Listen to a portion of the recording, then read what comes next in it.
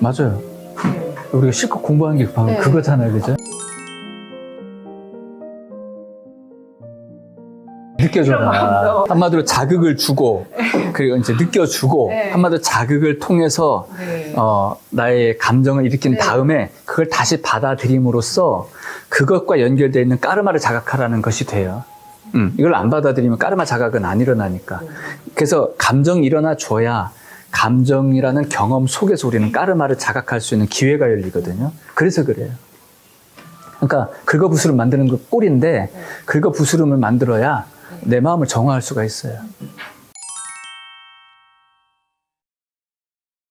맞아요.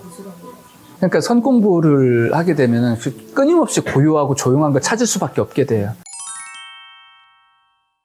그러니까 대상을 차단을 함으로써 나도 자극을 안 받는 거예요. 그냥 자극을 안 받는 편안한 상태를 유지할 수 있는데 그러려면 그런 환경을 쫓을 수밖에 없죠. 산속을 간다든지 혼자 산다든지. 그래서 예술 쪽으로 가는 거예요. 자기 안에 있는 것만 이제 끄집어내는 거죠. 그런 수행도 이제 본인의 어떤 까르마와 맞으니까 하는 거예요. 그러니까 수행은요, 철저하게 까르마예요. 그러니까 자기 까르마 이외의 것을 수행하지 않아요. 자기가 수행한다는 건 자기 까르마를 닦는 것이고 결국엔 그 까르마를 통해 생명력을 느끼고 싶다는 거예요. 뭐 남의 삶을 사는 것도 아니고 자기가, 그죠? 그래서 자기가 아무리 깨달아도 그걸 드러내는 순간 까르마로 드러내게 돼 있어요. 네. 참 신기하죠. 우리 안에 답을 다 갖고 있으니까. 참 그걸 종교적으로 표현한 게 이제 경전이겠죠. 우리가 나를 보지 아니하고 경전을 보면 그야말로 판타스틱하죠. 도대체 이게 무슨 의미야 싶기도 하고 그냥 별의별 상상력이 다 붙게 되고 그 상상이라는 건 나름대로 그 경전을 통해 진리를 이해해 보려고 하는 노력일지언정 그냥 판타지를 못 벗어나는 경우가 많아요. 그런데 나를 보면서 경전을 보면 얘기가 달라져요. 경전은 그냥 나를 바라보는 하나의 교과서예요. 성경을 봐도 똑같거든요. 그러니까 나를 보지 아니하고 경전을 보면 거기 홀라당 속아 넘어갈 수가 있게 되는데 나를 보는 어떤 눈이 열리고 그 힘이 갖춰진 상태에서 경전을 보잖아요. 아, 경전은 나의 어떤 본질을 보라고 있는 거구나. 그러다 보니까 그 눈을 딱 보게 되면 이 경전이 가짜인지 아닌지가 알아지게 되죠. 진짜 경전이는 그 경전을 통해서 내가 지금 깨달은 이 방향성에 맞는 그 무언가가 표현이 돼 있어요. 근데 그렇지 않은 경전은 그냥 판타지를 늘어놓아요, 그냥. 우리가 경전을 통해서 얻고자 하는 건 뭘까요? 도대체 뭘 얻으려고 하는 거예요? 깨달음이라는 것이 밖에 있는 것이 아닌 나의 본질을 깨닫는 근원적인 힘을 깨닫는 게 목적이라면 나를 향해야 될 것이고 경전이 그걸 도와줄 일이라면 그걸 도와주려고 표현된 거라면 무수한 표현들이 판타스틱하게 뭔가 비유와 어떤 그 내용들로 표현은 될지라도 결국에는 나를 깨달아야 되는 거잖아요. 그죠? 나를 깨닫는 어떤 그런 흐름들이 이제 거기 이제 나와지는 거죠. 그래서 근데 이제 그 말이 없으면은 이제 경전을 우리는 의심할 수밖에 없게 돼요. 그러니까 사이비 경전인지 아닌지 나를 보는 눈이 열린 상태에서는 보이고 나를 보는 눈이 열리지 않으면은 뭐가 뭔지를 헷갈려요. 예. 그래서 소위 종교 교주들이 뭔가를 표현을 하게 될 때 그 사람을 따를 때 그 사람의 어떤 가르침과 말씀이 나를 보는데 뭔가 집중되는 말씀을 한다면 그거는 옳은 가르침이 돼요. 왜 그러냐면 그 가르침을 쫓는 동안 결국엔 나를 보게 될 거 아니에요. 그죠? 나 자신을 깨달을 것이고. 근데 소위 사이비 교주라는 사람들은 자기만 믿고 따르라 이렇게 얘기해요. 예. 자기만 보라는 식으로 하다 보니까 스스로를 못 보게 만들어요. 그리고 스스로 보는 것을 굉장히 금기시 여깁니다. 왜 그러냐면 자기 자신을 보게 되면은 그때부터 의심이라는 게 발동되게 해요. 왜 저런 식으로 얘기하지? 그러면서 이제 뭔가 교단이 해체되고 깨질 것이고 자기에게 집중되어 있던 힘이 분산될 테니까 권력이 안 생기죠. 그래 돼 버리면은. 예. 또 그 종교 교주가 없다 하더라도 예를 들어서 예수라는 분을 그 가르침을 왜곡하는 경우도 많죠. 목사들이요. 그들이 깨닫지 못해서도 그럴 수도 있지만은 깨닫고도 조금 알고도 자기들의 권위와 권력을 그 예수라는 존재를 통해 만들었다면 그 권력을 유지하기 위해서라도 예수는 이렇게 존재해야 돼. 그걸 예수의 가르침과 상관없이 예수의 가르침을 한 번 삐뚤고 두 번 삐뚤어가지고 사람들이 못 보게 만드는 거예요. 예수의 가르침을 제가 볼 때는 그래요.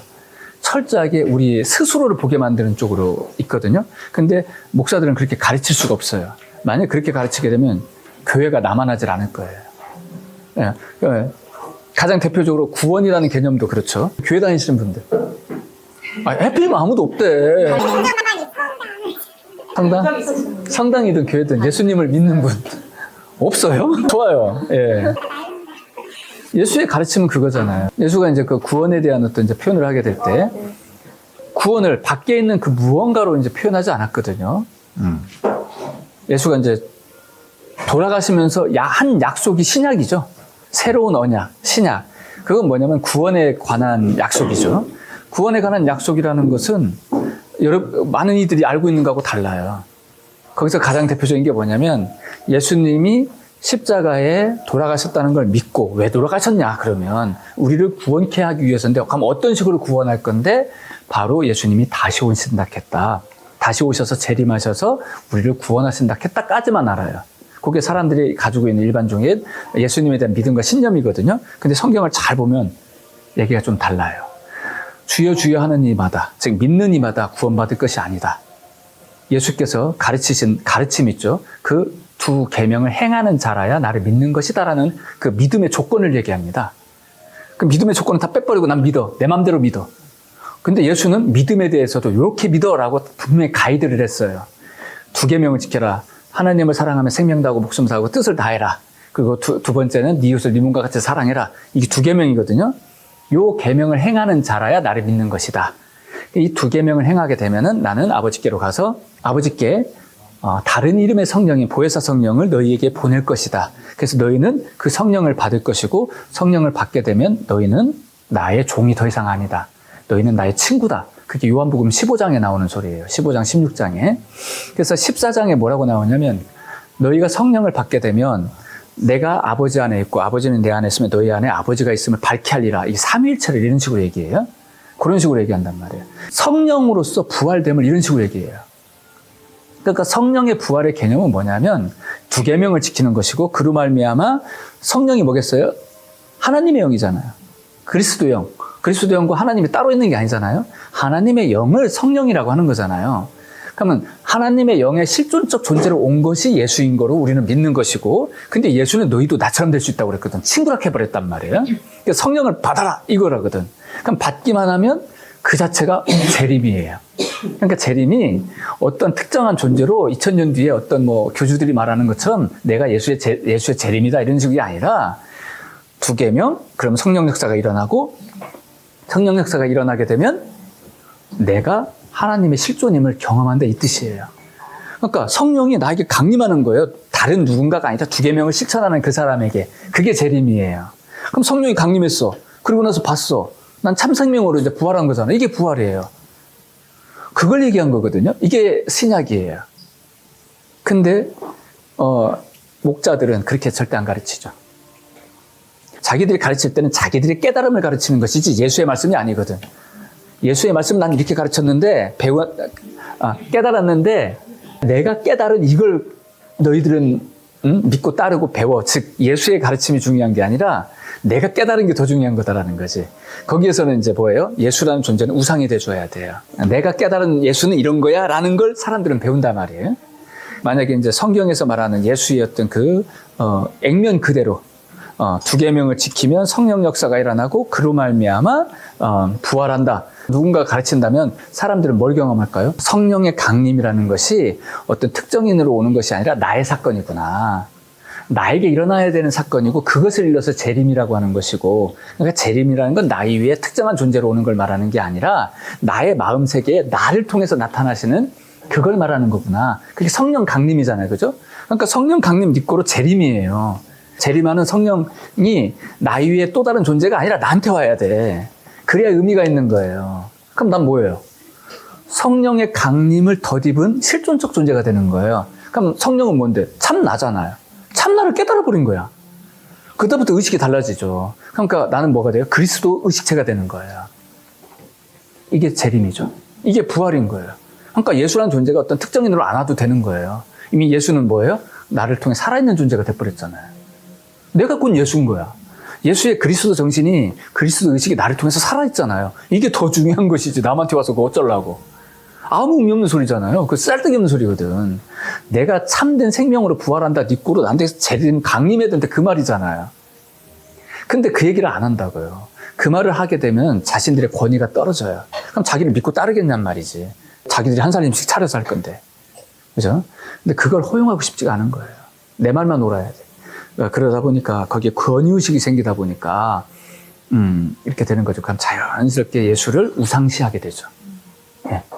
그래서 이제 우상숭배가 이제 될 수밖에 없는 거예요. 내 안에서의 그리스도형의 자각이 아닌 어떤 특정인으로서 와야 되는 그 그리스도. 이거 그야말로 판타지예요. 그건 증명할 길이 없잖아요. 그냥 맞습니다. 이거 말도 안 되는 소리죠. 여러분들이 경험해 봐야 될 거 아니에요. 즉 경험해 보지 못하면 내가 나의 입에서 나오는 소리가 참인지 거짓인지 어떻게 알 거냐고요. 그야말로 우상숭배죠. 그죠? 왠지 그냥 스님 말이나 무조건 그냥 오라. 아유 그냥 시끄러워. 그냥 무조건 오라. 그건 우상숭배죠. 그건 미친 짓이죠. 솔직히 이상하잖아요. 근데 그런 식으로 종교가 성립이 돼요.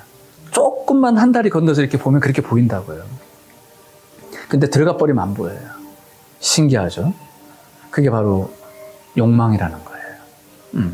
이 당연한 이치가 눈을 싹 가려져서 안 보이게 돼요. 참 종교를 우리가 이제 믿게 될 때 왜 그런 게 안 보이냐면 기대감으로 종교를 일단은 선택을 하거든요. 기대감 누가 일으켜요? 내 까르마가 일으키죠? 기대감이 갑자기 충동적으로 일어나요. 왠지 그냥 기대감이 생기는 거야.